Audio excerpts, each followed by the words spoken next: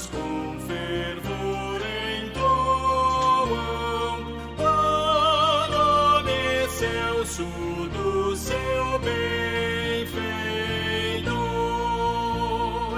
Vinde, ó remidos, filhos de Deus, cantai louvores que alcancem o céu.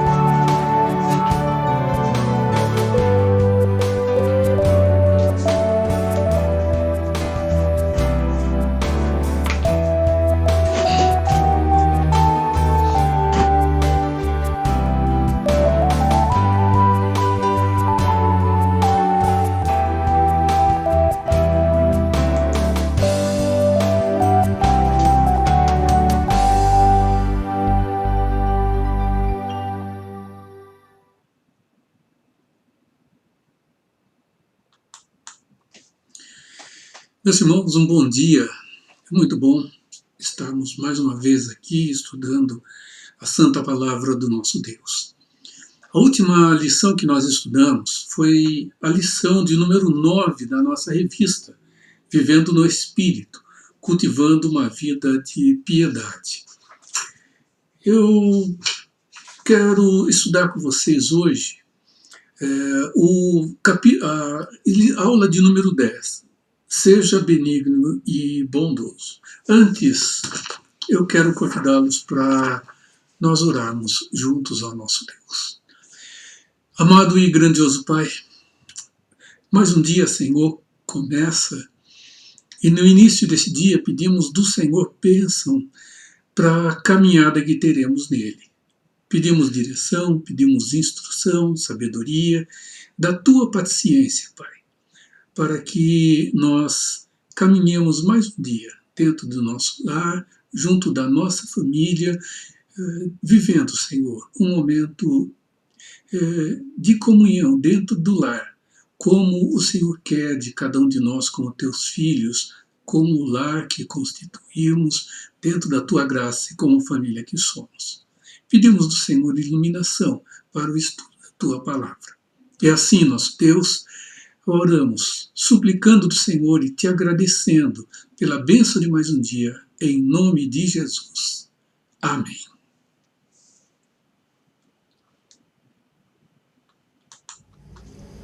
Estás vagando não longe do amor do Pai, abatido sem dar sem ninguém.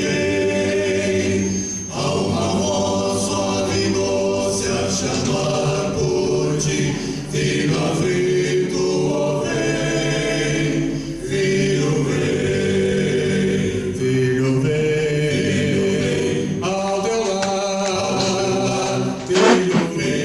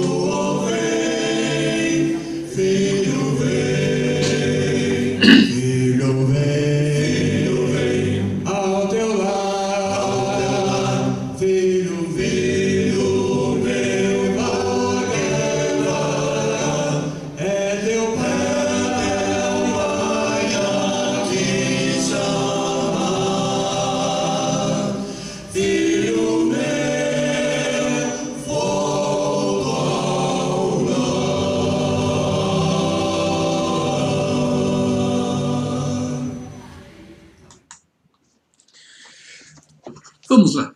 O texto básico da nossa lição, meus irmãos, está em Gálatas, capítulo 6, verso de número 10. Eu vou fazer a leitura.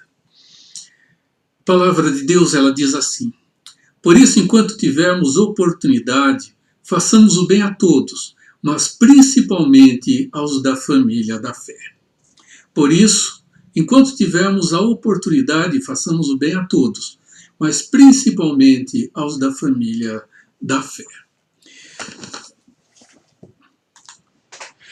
Meus irmãos, benignidade e bondade, exercitando o que recebemos de Deus.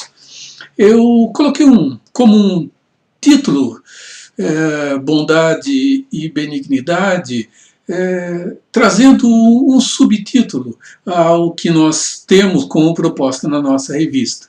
Benignidade e bondade, exercitando aquilo que do Senhor nós recebemos.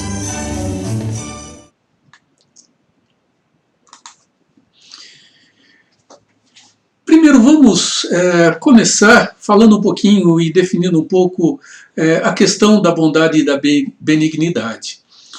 A benignidade é a disposição de ser bondoso, enquanto a bondade é a benignidade em ação. Podemos definir bondade como retidão ou gentileza. Martinho Lutero, o reformador, ele diz o seguinte: uma pessoa é bondosa quando se dispõe a ajudar aqueles que estão em necessidade. Vamos pensar sobre a origem da bondade em si. Quando nós vamos para as Escrituras e vemos o jovem rico chegando a Jesus e perguntando sobre a entrada no reino, ele faz a seguinte pergunta: bom mestre, o que farei para herdar a vida eterna? E Jesus então responde desta maneira: por que me chamas bom? Ninguém é bom senão um, que é Deus, que está nos céus. Irmãos, essa resposta dada por Jesus, ela pode ter parecido uma resposta extremamente agressiva. No entanto, o que Jesus está fazendo é colocar a bondade no seu devido lugar. Ele ali possivelmente está mudando o foco da bajulação, da possível bajulação que aquele jovem estava trazendo ali a ele. E ele passa então a destacar que a bondade, de forma absoluta, ela como um atributo perfeito, ela só se encontra em Deus, sendo Deus necessariamente bom dentro do seu próprio ser. Irmãos, a bondade é um atributo de Deus. Ela é parte essencial do ser de Deus. E nós precisamos fazer uma breve distinção aqui. Uma distinção quanto às perfeições essenciais de Deus, que é o que nós chamamos de seus santos e eternos atributos, que se apresentam de duas formas distintas. Eles se apresentam como atributos comunicáveis e atributos incomunicáveis. Antes de continuarmos, deixa eu fazer uma leitura para vocês, leitura do nosso Catecismo Maior, a pergunta de número 7, que nos traz assim a resposta. A pergunta é: quem é Deus? E a resposta é: Deus é Espírito, em si e por si infinito em seu ser, glória, bem-aventurança e perfeição. Todo suficiente, eterno, imutável, insondável, onipresente, infinito em poder, sabedoria, santidade, justiça, misericórdia e clemência, longânimo, cheio de bondade e verdade. Irmãos, não há uma forma de conhecermos a Deus que não seja conhecê-lo através dos seus atributos, através daquilo que ele revelou a cada um de nós dentro do seu próprio ser. Nós não temos como medir Deus, examinar Deus, colocar Deus numa balança. Não dá para estudar Deus com os métodos que a ciência usa, que são os métodos experimentais.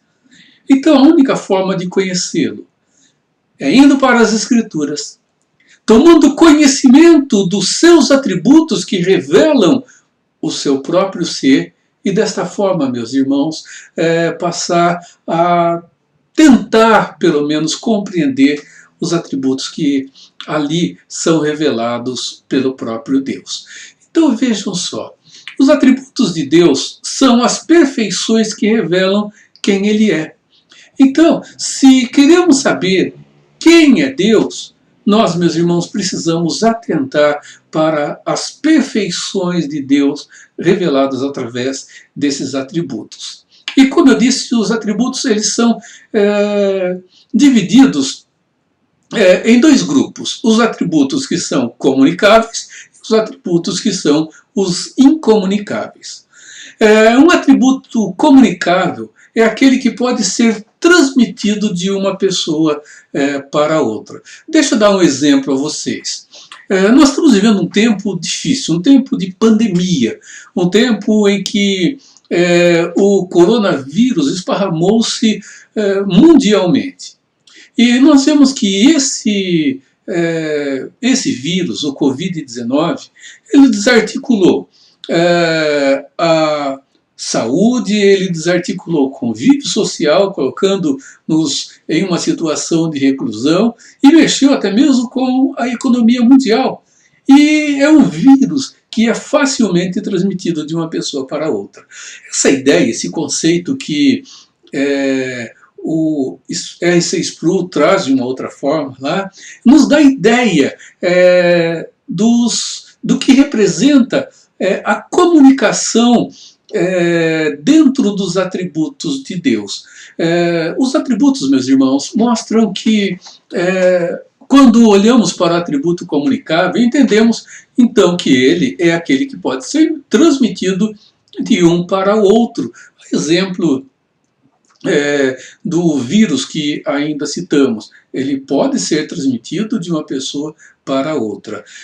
Alguns dias atrás, um infectologista, ele dava um exemplo a respeito dos vírus, e ele disse que o vírus, para que ele seja transmitido de um animal para o ser humano, ele precisa de algo semelhante a uma fechadura e uma chave. Os dois têm que se ajustar para que então a fechadura possa funcionar. Ele disse que é algo mais ou menos assim, que os vírus eles têm que encontrar em nós algo que identifique-se, para que ele então possa ser transmitido, comunicado de forma a fazer parte da nossa vida. Então nós entendemos que o atributo comunicável é aquele que pode ser transmitido de uma pessoa para outra, enquanto o atributo incomunicável é aquele que não tem possibilidade de transmissão entre as pessoas, e nesse caso entre Deus e nós.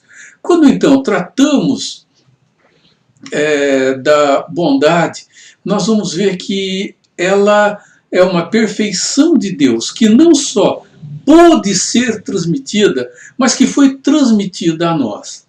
A bondade de Deus foi compartilhada com a sua criatura, foi compartilhada com as pessoas. Então, um atributo incomunicável é aquela perfeição que está contida somente no ser de Deus e que Ele não compartilhou conosco.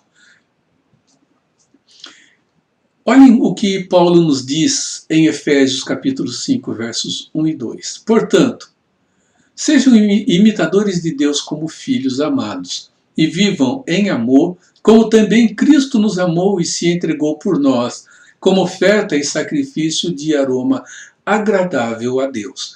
Quando Paulo diz, sejam imitadores de Deus, isto nos leva a crer que há muito mais do que um único atributo conferido, concedido por Deus aos seres humanos, a nós. No entanto, o que nos prende aqui nesta manhã é o atributo comunicado a nós, a perfeita bondade de Deus. Então, primeiro, a perfeita bondade de Deus é a segurança que temos de que a providência de Deus estará sempre presente com a sua criação.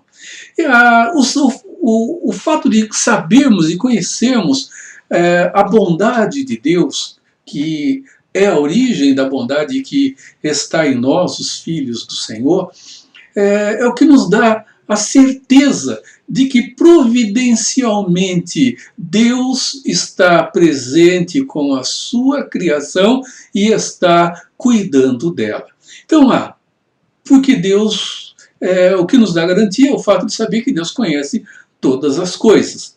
Depois, que Deus sabe perfeitamente como realizar tudo aquilo que é necessário na vida da sua criatura, na vida da sua suprema criação, o ser humano, enfim, ele sabe perfeitamente como suprir a sua santa criação.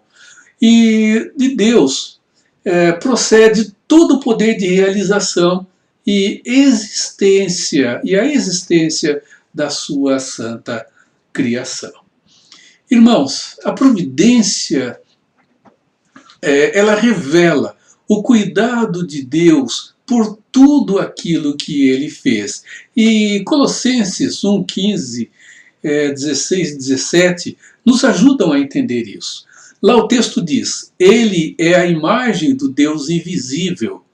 Ele é o primogênito de toda a criação, pois nele foram criadas todas as coisas nos céus e na terra, as visíveis e as invisíveis, sejam tronos ou soberanias, poderes ou autoridades.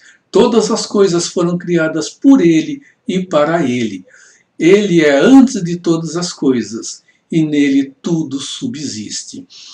Olharmos para o texto da palavra de Deus e entendermos que tudo subsiste na pessoa do Filho amado, Cristo Jesus, dá-nos, meus irmãos, a certeza e a segurança de que a providência, os atos providentes de Deus revelam o cuidado dele para com cada um de nós.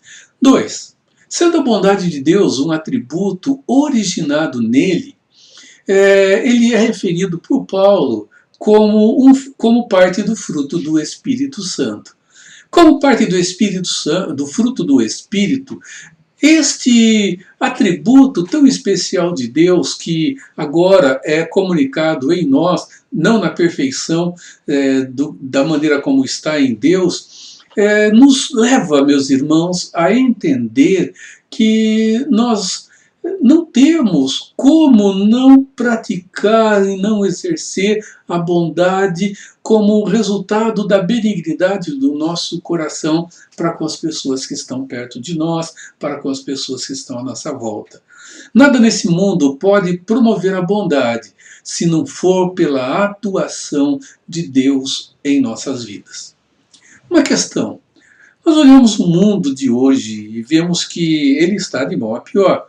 Apesar de muitos afirmarem que o número de cristãos tem crescido, o número de pessoas ditas evangélicas está aumentando, nós não temos visto um aumento diferencial, um aumento que seja gradativo, um aumento significativo de uma mudança ou uma melhora no nosso mundo, ao contrário.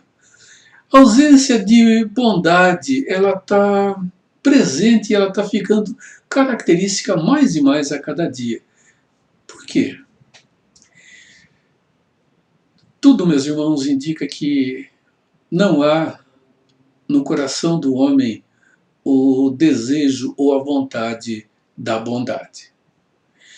Depois do que aconteceu em Adão, os homens, eles são bons, até o ponto em que tenho que se conformar ou tenho que chegar diante da vontade de Deus e tomar a forma dessa vontade para as suas vidas. A rebeldia humana não permite isso, porque ela traz egoísmo dentro do coração e centralidade em si mesmo, dentro de cada pessoa.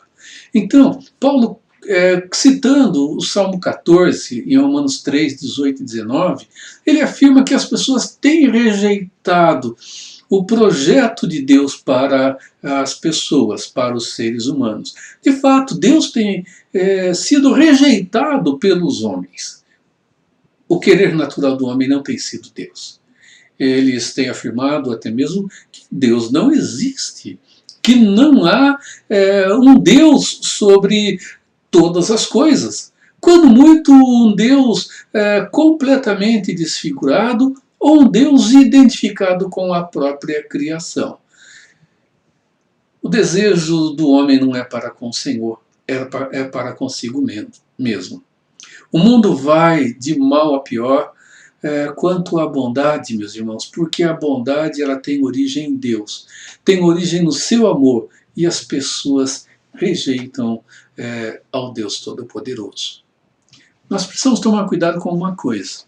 Nós não podemos inverter o sentido de algumas expressões, ou inverter o sentido daquela referência que fazemos a Deus, para não cairmos em uma inverdade com relação ao ser do Deus Todo-Poderoso. Como, por exemplo, afirmar que o amor é Deus, porque Deus é amor. Essa inversão ela não é uma inversão legítima, e nós não podemos tomar os outros atributos de Deus e fazer uma inversão semelhante. Isso não seria legítimo de maneira nenhuma. Então, mesmo sabendo que a medida do amor divino não é a medida do amor que temos, do amor que as pessoas têm, nós precisamos praticar esse amor, não há dúvida nenhuma. Nós precisamos praticar os atos da bondade que são resultados de um coração e uma vida amorosa. Michael Horton ele diz que o conhecimento, a sabedoria e o poder de Deus são inseparáveis da sua bondade. Isso é rico para nós, porque a bondade de Deus mostra, como vimos ainda há pouco, que Deus conhece todas as coisas, que Ele sabe das nossas próprias necessidades, dos nossos anseios, dos nossos desejos, e o seu poder, Ele dá a nós a condição da prática das virtudes que Ele colocou para que nós pudéssemos vivê-las, e obras para que pudéssemos realizá-las, sabendo que toda fonte de poder, toda fonte de ação, toda fonte em que a energia se faça presente para qualquer exercício na vida de qualquer pessoa, ou de tudo aquilo que existe no universo criado por Deus, venha senão das suas próprias mãos. 3. Assim nós aprendemos algumas coisas. Olhando para o texto de Gálatas, capítulo 6, versos 1, 3 e 7, o que nós temos aqui em cada um deles. Versículo 1. O versículo diz assim: Irmãos, se alguém for surpreendido em algum pecado, em alguma falta, vocês que são espirituais devem restaurá-lo com mansidão. Cuide-se, porém, para que cada um também não seja tentado. Meus irmãos, corrigir irmão faltoso, a palavra de Deus diz que é uma responsabilidade que nós temos. Mas nunca poderemos e nunca podemos ser movidos por ira, por vingança ou qualquer outro sentimento que leve-nos diante do nosso irmão para destratá-lo diante da sua dificuldade espiritual. 2. O verso 2. Paulo diz o seguinte: levem os fardos pesados uns dos outros, e assim cumpram a lei de Cristo.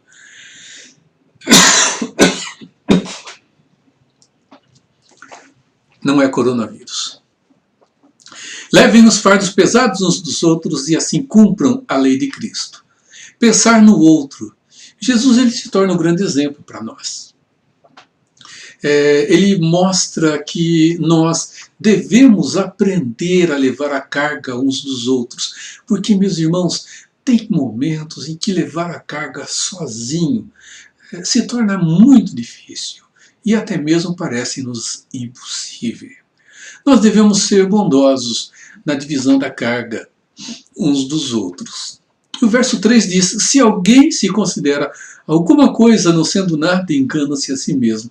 Nós devemos tomar cuidado, porque dentro dos nossos atos supostos de bondade, muitas vezes, não sendo de fato atos de bondade, nós podemos cair na presunção de achar que somos melhores do que o nosso irmão que carrega a sua carga, o seu fardo, achando que porque nós carregamos o nosso, ele também pode carregar o dele, nos julgando melhor do que ele.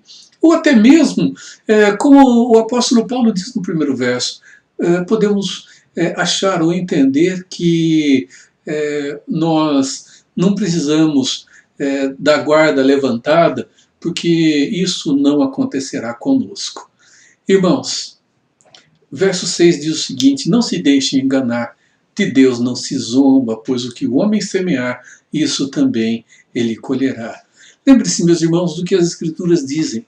Aquele que semeia para a própria carne colherá corrupção, e quem semeia segundo o Espírito colherá a vida eterna. Então nós aprendemos que devemos ser solidários, e dentro do nosso coração solidário nós devemos tomar cuidado com a motivação do nosso coração, para que não façamos mal aos nossos irmãos ao invés de bem. Depois, caminhamos aqui e vemos que a bondade, ela produz vida. E o exemplo que nós temos e que nos chama a atenção é o do bom samaritano. Quando o sacerdote, quando o levita, quando aquelas pessoas conhecedoras da verdade de Deus olharam, viram a pessoa machucada, viram a pessoa quase que desfalecida e passaram de largo, eles se desviaram. E ali, aquele samaritano, que não se entendiam com os judeus e nem os judeus com eles, é aquele que vem com um gesto de bondade, com um gesto autêntico de amor, cuida daquela pessoa, salvando-lhe a própria vida. Meus irmãos, a bondade ela traz vida. Sermos bondosos de uns para com os outros, nós construímos, nós edificamos, nós fazemos, meus irmãos, com que os valores sejam transformados e modificados de forma boa no coração das pessoas e nos nossos próprios relacionamentos. E que não há acepção de pessoas para com os atos de bondade. E o verso 10, que é o texto que tem por base a nossa meditação de hoje, ele diz o seguinte: portanto, enquanto temos a oportunidade, façamos o bem a todos, especialmente aos da família da fé. Quem é o nosso próximo? Irmãos, nosso próximo é aquele que está diante de nós e tem uma necessidade clara, tem uma necessidade que nós podemos auxiliar no suprir dela, ou até mesmo, quem sabe, suprir a real necessidade que esta pessoa tem. A bondade é uma virtude que promove, meus irmãos, a glória de Deus. O fim principal de cada homem, de cada ser humano, é o de glorificar a Deus. Nós, às vezes, nos preocupamos com a segunda parte da definição que os nossos símbolos de fé trazem. Glorificar a Deus e gozar de sua bondade, de seu amor, de todo o seu cuidado para todo sempre, no relacionamento pleno para com Ele. E nós temos entendido tantas e tantas vezes, como povo de Deus, que estar diante do Senhor é receber e receber aquilo que nós entendemos precisar, aquilo que queremos. Meus irmãos, antes de todas as coisas, nós precisamos entender que nós vivemos para a glória de Deus e que ser bondoso promove esta glória. Mateus 5,16 diz assim: assim brilhe a luz de vocês diante dos homens, para que vejam as suas boas obras e glorifiquem o Pai de vocês que está nos céus. É uma exortação a nós. A nossa luz deve brilhar diante dos homens. Nós não devemos querer ser luz, porque se estamos em Cristo, somos luz hoje.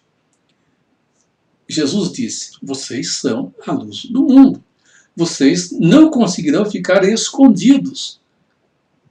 Uma luz não dá para ser escondida, oculta, colocada debaixo da mesa de forma que a sua luz não clareie, a não ser que consigamos deixar de maneira completamente hermética, em fechamento, o local onde ela está. Mas ali dentro ela continuará irradiando a sua luz. Então, ser bondoso, meus irmãos, promove a glória de Deus e faz com que a luz do Senhor brilhe, que brilha em nós, seja visto pelas pessoas que estão perto de nós, estão à nossa volta, e vejam as nossas boas obras e glorifiquem da mesma forma ao Deus Todo-Poderoso que está no alto dos céus. Nós concluímos com estas perguntas. Primeiro, nesse tempo de confinamento que nós estamos vivendo, quanto nas últimas 24 horas você se preocupou com as necessidades e o bem-estar das pessoas que estão junto com vocês? É para pensar diante de tudo que nós vimos. Quanto você pensou no bem-estar das pessoas que estão com você, confinadas, nessas últimas 24 horas? Segundo, meus irmãos, por que devemos ser amáveis com pessoas que são ingratas para conosco? Olhem para Jesus e vamos pensar nas atitudes dele e olhar para nós também da mesma forma e analisarmos a nossa vida e respondermos para nós mesmos por que devemos ser amáveis com tais pessoas. 3. Você conhece alguém que precisa de tempo e atenção? O que você pode fazer, mesmo estando dentro da sua casa? Conhece alguém que está precisando de tempo e atenção? O que você pode fazer, mesmo estando dentro de casa? 4. O que o impede, meu irmão, de fazer o bem diante das oportunidades que você tem? O que está te impedindo? 5.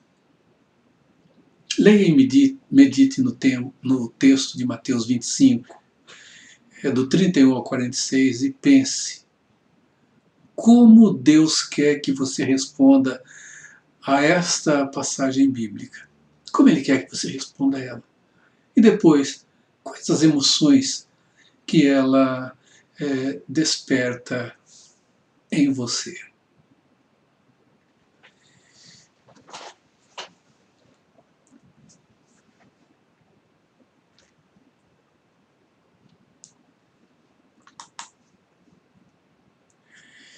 Vamos orar? Grandioso, amado e eterno Pai, como temos falhado no viver, Pai, tudo aquilo que de maneira muito preciosa e rica o Senhor compartilhou conosco. Atributos perfeitos no Senhor, imperfeitos em nós, mas presentes em nós, e que temos desprezado diante do nosso egoísmo, do nosso egocentrismo, diante da nossa vida com o centro completamente equivocado em muitos momentos. Deus, dê-nos do teu perdão e um coração sensível, Senhor, que queira ser benigno, que queira ser bondoso para com as pessoas que estão perto de nós, pessoas que carecem, Senhor, da nossa ajuda, do nosso auxílio, da nossa paciência, do nosso amor, da nossa dedicação. Nos abençoe, Pai. Cuide de nós. E obrigado pela exortação da Tua palavra. No que depender de nós, que façamos o bem a todos, particularmente aqueles que têm a mesma fé no Senhor, que estão próximos de nós. Mas, Deus amado, que nós tenhamos a visão de olhar para aquele que foi tomado por salteadores, Senhor, mesmo que no sentido não literal, que tem uma necessidade que podemos suprir. Oramos, nosso Deus, em nome de Jesus. Amém.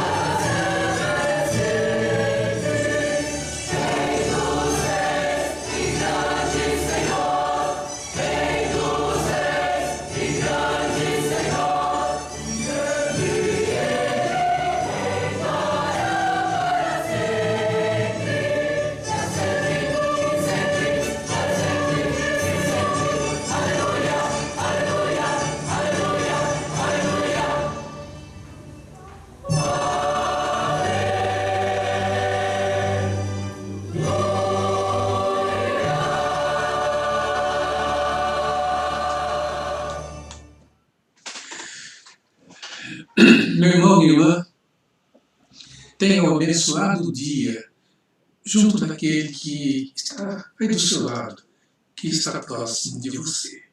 Que Deus te renove em Cristo Jesus. Amém.